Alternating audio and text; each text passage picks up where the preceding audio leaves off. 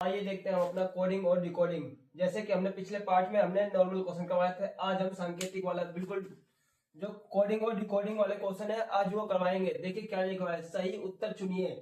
ठीक है, यदि मेल को OCNG लिखा हुआ है तो LEAP को क्या लिखा जाएगा। ठीक है, आइए देखते हैं कैसे होएगा ये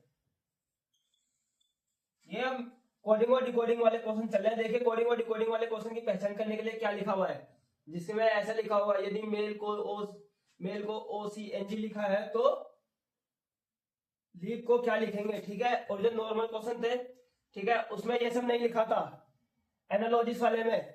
ठीक है, तो ये कोडिंग और डिकोडिंग वाले आए तो इसको सॉल्व करेंगे। क्या लिखा हुआ है, MALE।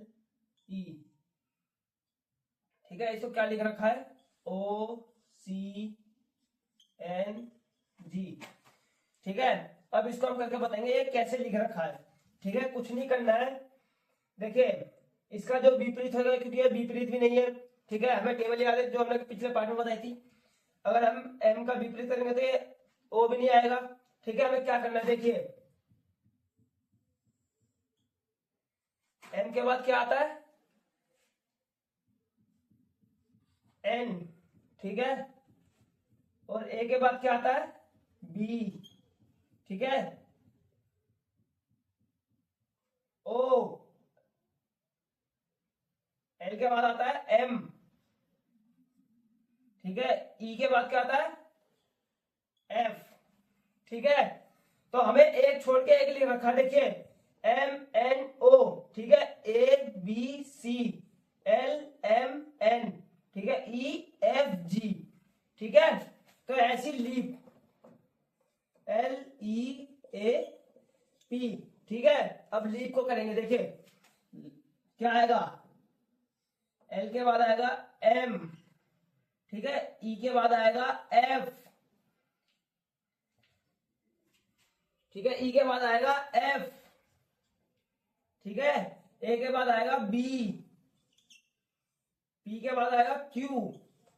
ठीक है, तो अब इसके बाद वाले लिखना है, आ जाएगा N, ये आ जाएगा G, ये आ जाएगा C और ये आएगा R। NGCR कह दिया भाई, हाँ जी, ये रहा फर्स्ट पार्ट में। ठीक है, यानी कि A इज राइट आंसर। ठीक है, समझ में आ गया। देखिए कुछ नहीं करना इसमें। यदि मेल को OCNG लिखा हुआ है तो लीप का क्या होगा। देखिए मेल हमने ऐसे लिख दिया MALE। ठीक है, इसके बाद क्या आता है, M के बाद आता है N, तो उसे ना लिख के इसने अगले को लिख रखा है O को। A के बाद क्या आता है B को ना लिख के इसने लिखा है C। ठीक है, L क्या है, L के बाद क्या आता है M के बाद इसने लिखा है N। ठीक है, E के बाद आता है F के बाद आ गया G। तो यही सेम इसने ऐसे लिख दिया लीप को। लीप का हमें बताना था, L के बाद आएगा M। ठीक है, N के बाद आता है N। ठीक है, फिर E के बाद आता है F के बाद आता है G। ठीक है, A के बाद आता है B के बाद आता है C, फिर P के बाद Q के बाद R। ठीक है, NCGR, ये रहा अपना NCGR। समझ में आ गया। आगे बढ़ते हैं हम अपने अगले क्वेश्चन की तरफ। तो क्या लिखा हुआ है, यदि किसी कूट भाषा में एक्सपेंशन लिखा जाता है तो 24, 85, 37, 693, तो उस कूट भाषा में पेंशन किस प्रकार लिखा जाएगा। तो ये क्वेश्चन मैंने आप लोगों को पहले पिछले पार्ट में बताया था, आप दोबारा से बता रहा हूँ, ये बहुत ही इंपॉर्टेंट है। ठीक है,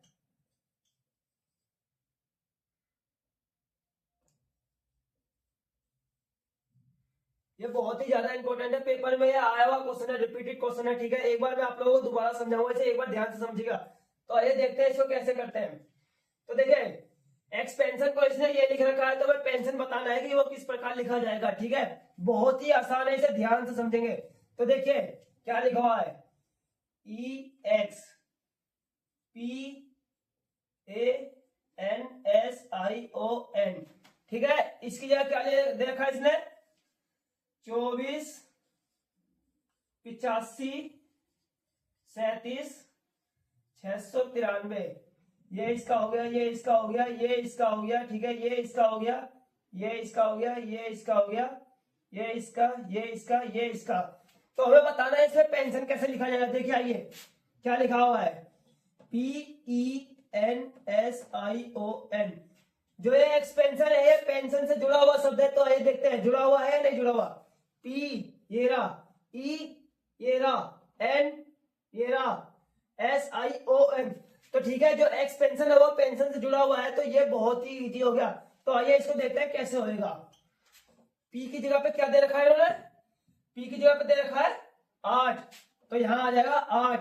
ई की जगह क्या दे रखा है 2, तो यहां पे आ जाएगा 2। NSION, NSION, तो ये पूरा सेम आ जाएगा इतना। ठीक है, 37693, A237693 कहां दिया हुआ है, बी में 823769 ये रहा, यानी कि बी इज राइट आंसर। समझ में आ गया, कुछ नहीं करना है, बहुत ही इजी है। देखिए क्या लिखा हुआ है, यदि किसी कूट भाषा में एक्सपेंशन लिखा जाता है तो उसका 248537 तो उस कूट भाषा में पेंशन किस प्रकार लिखा जाएगा। तो पहले हमने इस पेंशन को देखा ये कैसे लिखा हुआ है, ठीक है। फिर ये पेंशन को हमने यहाँ पे पूरा दिखा दिया, एक्सपेंशन जैसे लिखा हुआ है, इसका एक एक चीज खोल के ये नीचे इसका मैंने सोल्व करके दिखा दिया है। इसको ही मैंने फिर ये पेंशन जो है वो है पेंशन से जुड़ा हुआ शब्द है, ठीक है। फिर मैंने इसको पूरा सोल्व करके बता दिया, समझ में आ गया होगा, ठीक है। तो आइए देखते हैं अपना अगला क्वेश्चन क्या लिखा हुआ है। यदि PRABA अक्षरों को किसी कूट भाषा में 27595 लिखा जाए तो THILAK को 368451 लिखा जाए तो BHARATHI को उस कूट भाषा में किस प्रकार लिखा जाएगा। ठीक है, अभी जैसे पिछला क्वेश्चन मैंने बताया था सेम उसी की तरह है, बस उसमें 2 थे अब इसमें 3 है। ठीक है, कुछ नहीं करना, ये भी बहुत ही इजी है। ठीक है, आइए मैं आपको दिखाता हूँ क्या लिखा हुआ है, इसको सोल्व करके। तो पहले हम ये देखेंगे इसके जो ये दोनों अक्षर दिए हुए हैं क्या ये इससे मिलजुल रहा है। आइए पहले हम देखते हैं। ठीक है, पहले देखिए इसका क्या लिखा हुआ है, PRABA,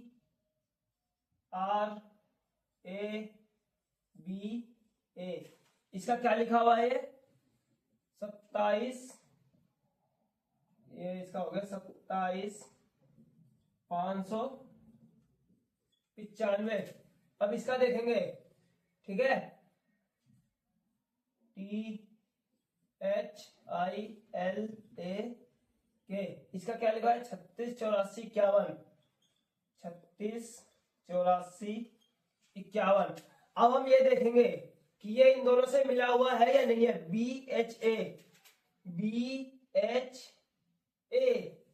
ठीक है, BHARA,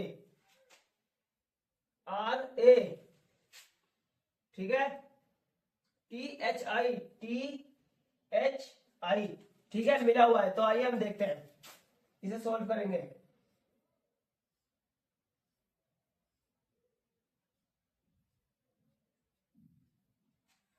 तो यहां लिखेंगे इसको BHARATHI। तो बी की जगह पे क्या दे रखा है 9, एच की जगह पे क्या दे रखा है 6, ठीक है, ए की जगह पे क्या दे रखा है 5, आर की जगह पे क्या दे रखा है 7, ए की जगह पे क्या दे रखा है 5,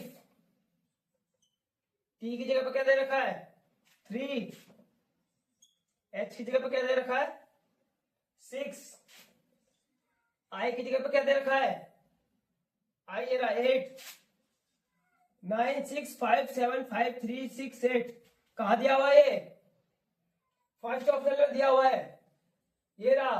हाँ जी, ठीक है, समझ में आ गया। कुछ नहीं करना, पहले हमको इसकी देखना है कि इक्वेशन किस में दे रखी है ये। ठीक है, इसको सॉल्व करने के बाद पहले इसको देखेंगे, फिर ये देखेंगे इन दोनों में से ये मिल रहा है या नहीं मिल रहा। ठीक है, बिल्कुल मिल रहा है।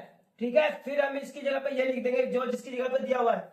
जैसे कि बी की जगह पे 9 है तो 9 लिख दिया, एच की जगह पे 6 है तो 6 लिख दिया, ए की जगह पे 5 है तो 5 लिख दिया, आर की जगह पे 7 है तो 7 लिख दिया। ठीक है, ये जैसे ऐसे हो गया।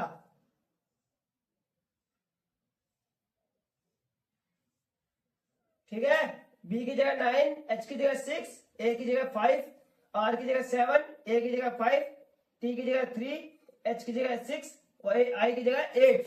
ठीक है, समझ में आ गया? बहुत ही इजी क्वेश्चन है। ठीक है, यानी कि ए इज राइट आंसर।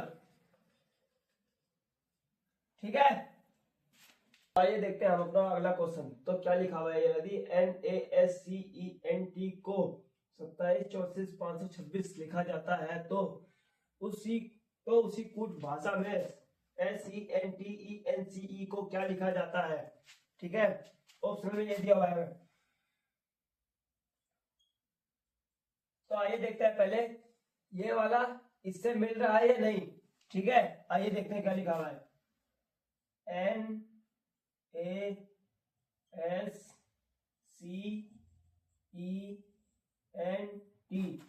इसका नंबर क्या दिया हुआ है? ये दिया हुआ है, क्या लिखा है?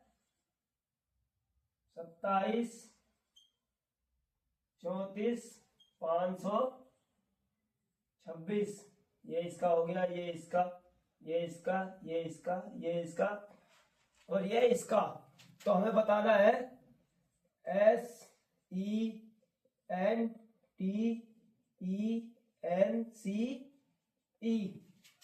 एस ये रहा, कहाँ है? 3।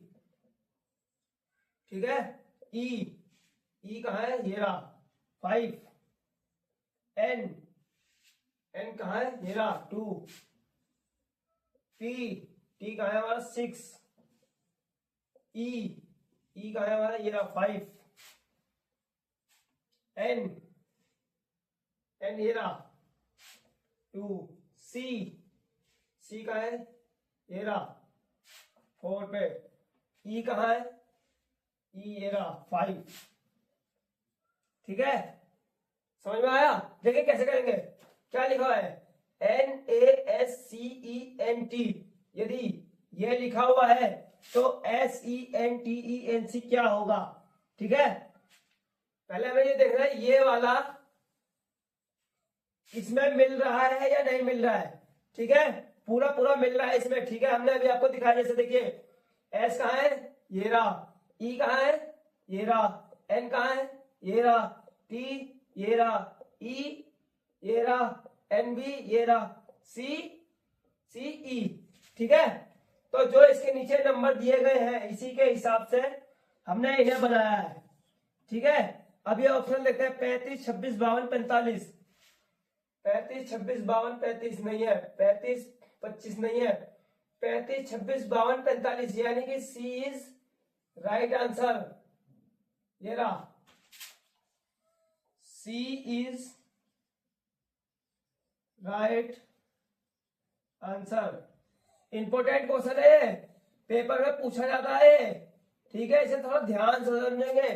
ठीक है, ये रिपीटेड क्वेश्चन भी है, कई बार पेपरों में आ भी चुका है। ठीक है, देखिए कुछ नहीं करना है, जैसे लिखा हुआ है सिर्फ घुमाने वाला क्वेश्चन है ये, बाकी इसमें कुछ नहीं है। देखिए अगर ये दिया हुआ है, अगर ये इसको ऐसे लिखा गया है तो इसको क्या लिखेंगे? ठीक है, यही बताना है बस, कुछ नहीं करना। जैसे यहाँ सोल्व कर लिया इसको, यहाँ जैसे ये देखिए बहुत आसान तरीके से सोल्व हो जाएगा। ठीक है, कोई कठिन काम नहीं है इसमें, सिर्फ समझने के लिए है ये बस। ठीक है, आप ये लाइनिंग नहीं खींचेंगे तो बस मैंने समझने के लिए लगा रखी है। ठीक है, बहुत ही इजी क्वेश्चन है ये, समझ में आ जाएगा आप लोगों को भी अगर आप ध्यान से समझेंगे तो इसको। ठीक है, ऐसे हमारा पूरा चैप्टर हो गया कोडिंग और डिकोडिंग का। पेपर में भी ऐसे क्वेश्चन पूछे जाते हैं। ठीक है।